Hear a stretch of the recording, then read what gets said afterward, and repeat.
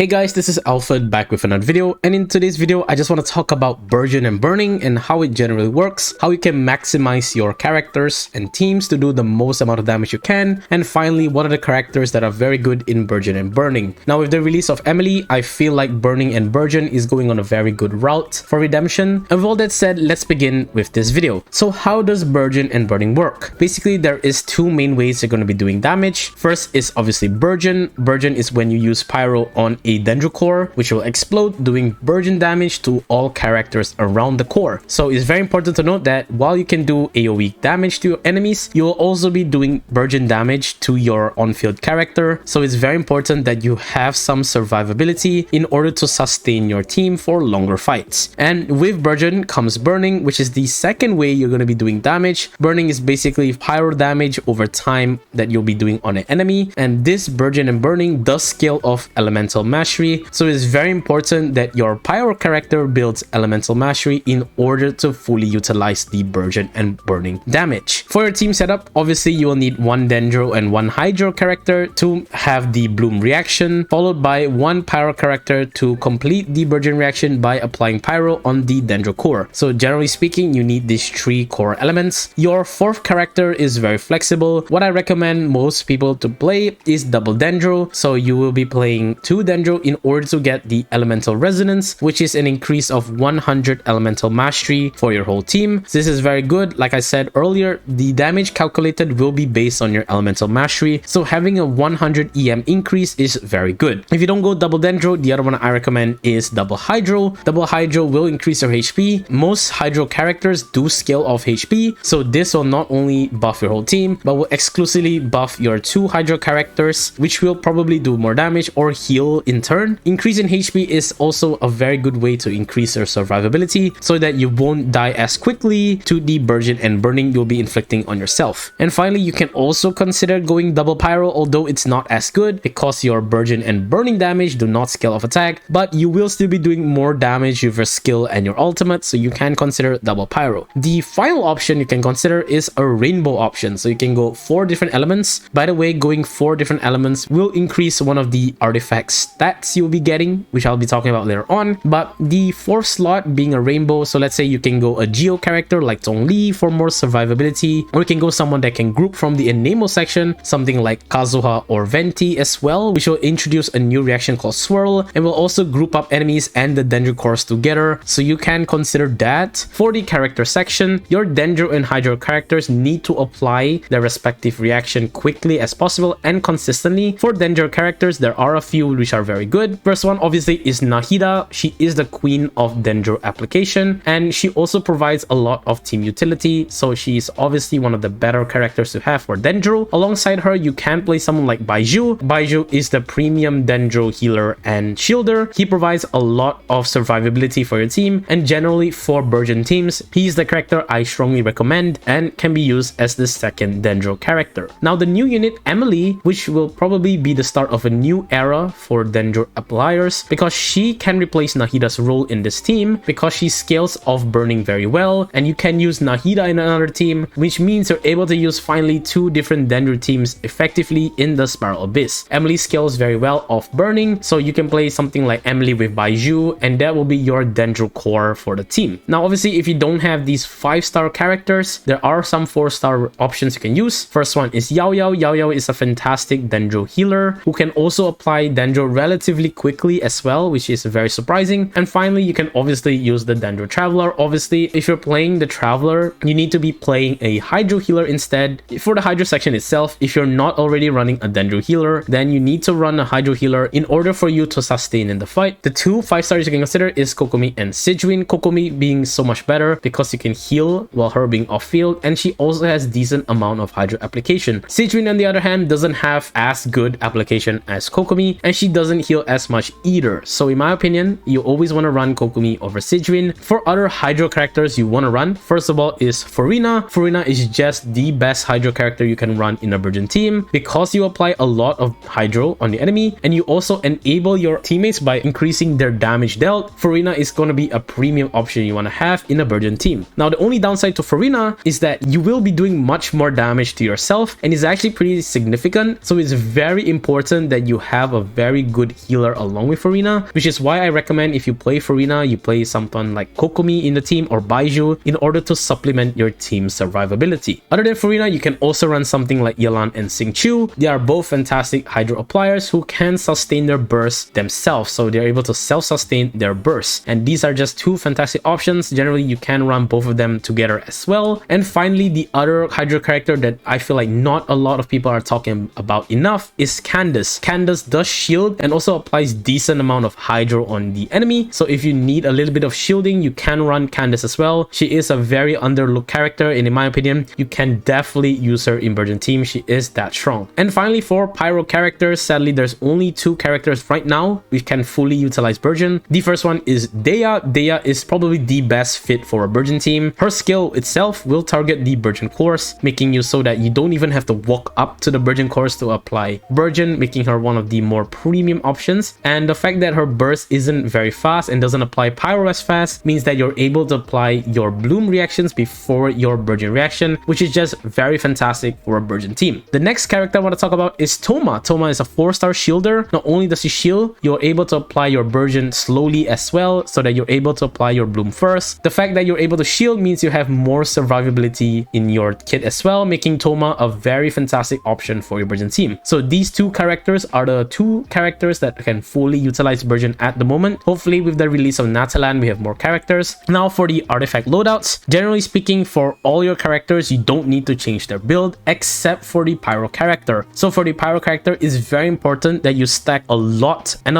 of elemental mastery on them. I cannot stress this enough, but all your damage will come from your elemental mastery, so it's very important you stack in that field. Now for certain artifacts you want to play, first one is the Flower of Paradise Lost. This is the best artifact you can play for a Burgeon team. The amount of Burgeon damage you will get is insane on top of the elemental mastery you'll gain, and the best part is you will also stack more damage as long as you keep doing the reaction. So this is why Flower of Paradise Lost is the best artifact for a burning team or a Burgeon team. For the second option you can choose is a Gilded Dream set. Now this set is very good if you're going the Rainbow team. Let's say you're foregoing the elemental resonance and you're going something like a Geo or a Nemo. You can stack more elemental mastery because you have different elements in your team, which means in total in this set alone you're going to be gaining 230 elemental mastery, which is a lot by the way, which can easily help you hit that 1000 elemental mastery goal that you have. So in my opinion, you should definitely use this set if you don't have the Flower of Paradise Lost. And lastly, while farming for the sets, you can easily just go to Crimson Witcher Flames. This is the standard Pyro set. Not only does it increase your Pyro damage, you will also increase your Burgeon damage and burning damage overall, so you can consider using this set while farming for your elemental mastery sets. Now for rotations, it's very simple. You just want to use your Dendro and Hydro characters first. Make sure you proc the Bloom reaction so that you have Dendro core on the field, and finally follow up with your Pyro character to do the Burgeon reaction. And that is basically it. And with that, thank you guys so much for watching this video. If you like this kind of videos, please do leave a like. It shows me I should do more. Comment down below whether I missed out anything, or if you have any questions, I'll try to answer it to the best of my ability. And finally, do subscribe. We'll be doing more videos like this in the future. And with that,